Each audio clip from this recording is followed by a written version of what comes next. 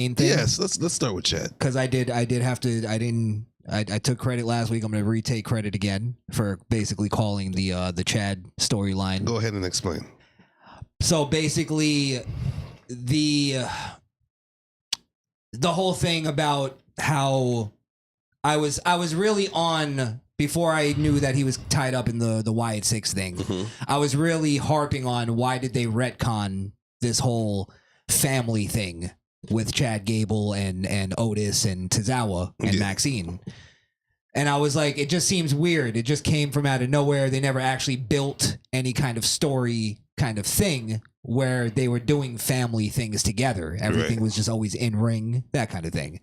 So when I saw them bring Chad into the Howdy storyline, I was like, okay, that makes sense. That's why they were doing that. And again, I'm going to take credit again because the Uncle Howdy promo that just happened on Raw, he basically confirmed what I was saying, that he's attacking Chad Gable because of the whole family thing. He turned his back on his family. Wait, hold on. And that his whole thing, this is my idea, that I think they're going with Uncle Howdy and the Wyatt Six, is that they're not going to be exactly... They're going to come in to cause chaos in certain people's lives, but it's going to be for a meaning. It's going to be like, for instance, they're attacking... Hold on, let me just finish this. It's they're so attacking, gay, I don't even want you to finish Let me just finish it because this is where it's going, bro. Oh my... This is where it's going. I have to finish it. I don't even want to hear it, bro. By the way, remember... My initial call of this whole thing said that this was going to end in Triple H boring us to death. Yes. So I'm not in favor of what this is. Unless they do it right. But I do believe this Wyatt Six thing is going to be more of a... They're here to heal people. You know what I mean? Like they're going to... Cleanse? They're going to come and basically force... Schism? Well, look what's happening. They're forcing Chad Gable now to kind of go and make amends with his family. But he doesn't have a family. That's not his family, Chris. No, I get that. It's just his stable. But neither is Wyatt. The Wyatts. They're a family. They're not, though. They're the Wyatt. And Dexter Loomis comes from nowhere. Gacy never had any kind of interest in the Wyatts. You're absolutely right. We have to get it. We have to get a few things right with the Wyatts this time around. Yes. This is not the Wyatt family. They're not. Explain what you mean, though. What do we need to get right? Okay, so everybody's already seeing the stable form. They're already thinking they're a family, just like the Wyatt family was, where Bray was like a cult leader, right, with his followers that he called family.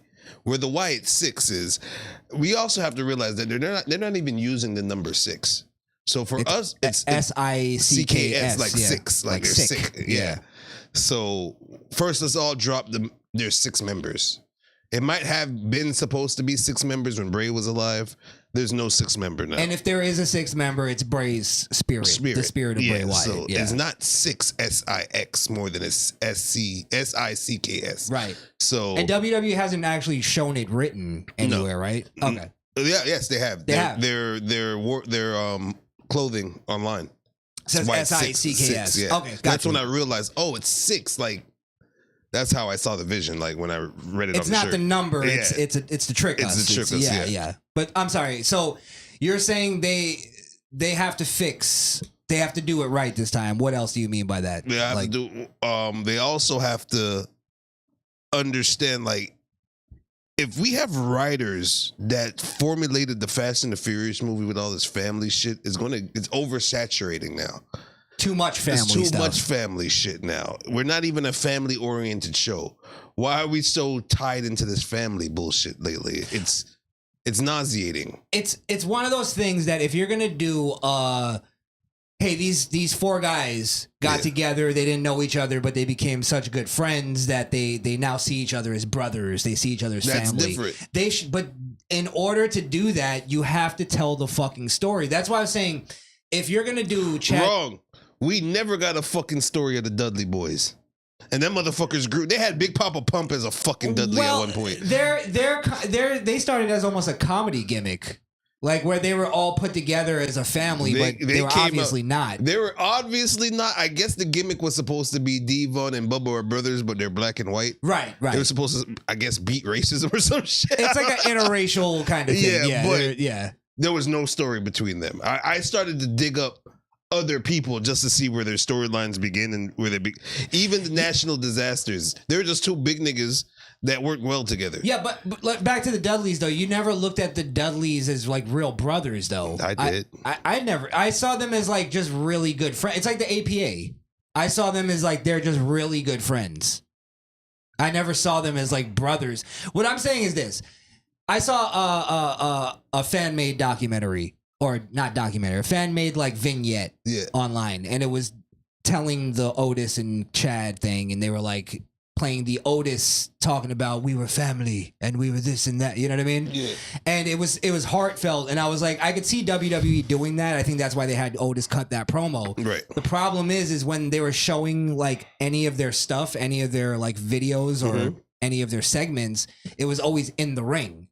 Or it was maybe backstage. They always did backstage. They're a backstage fraction. The thing is in order to tell the family storyline, you have to show them outside of wrestling together, because that's going to show you. Like for instance, show them like a Raw that's on fucking Christmas. Show them having Christmas dinner together and giving each other gifts. Yeah, and do it in a comedy way. You know what? But they did do that.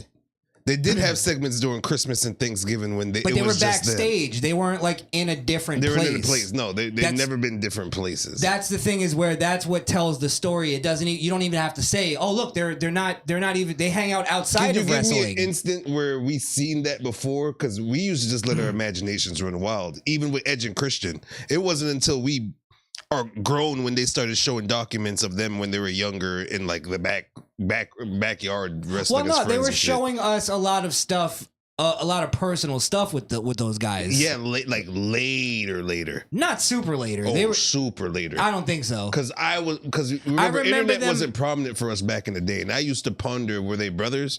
Are they best friends? It was it was just Edge and Christian. No, what I'm saying is I remember them doing like them saying. Them telling their story that they grew up together. That was after TLC and stuff like that. After the big, maybe my memory's off on that. But I remember when that documentary, because I was so intrigued of who the fuck are they outside of the ring, because I didn't know. I didn't know if they were brothers, cousins, friends. It was that documentary. It was after the TLCs with the Dudleys and the Hardys, where they had their segment, and then they had a segment about the Hardys too, and it showed them growing up as brothers. What and I'm stuff saying, like that. it's something about going outside of the arena that brings it to a different level. That brought, you know what I mean? And honestly speaking, that documentary just showing that they were best friends and seeing them doing backyard shit as younger people. Yes, you know, that signified, oh, they're like brothers. Right. Me, you know what I'm saying? So yes, what I'm saying, visual is needed. I'm saying if we're gonna talk about I can't think of any off the top of my head where they went outside of the arena to build storyline. I know it's happened. I'm sure you know it's happened. But my thing is this. If we're talking about, oh, this is going to be like the new generation, the new thing of wrestling, why not do that? Like, what is like stopping WWE from using those resources? It's because we didn't need it for Bradshaw and Farouk. They did backstage with their cigars and beer and shit, or they're just always together. Their gimmick was that they were hired guns, and it started as acolytes for Undertaker. Yeah, but I'm just saying, like. All right, for instance, that's at least something. There's like, you knew what APA's office was. You know what I mean? To the point where now all they got to do is show that door and people fucking pop. Yeah. You get what I mean?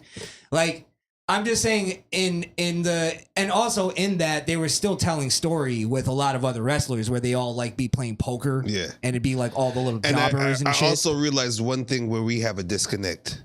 What? We have a disconnect with I call them the pandemic wrestlers. And Alpha Academy has definitely developed more during the pandemic.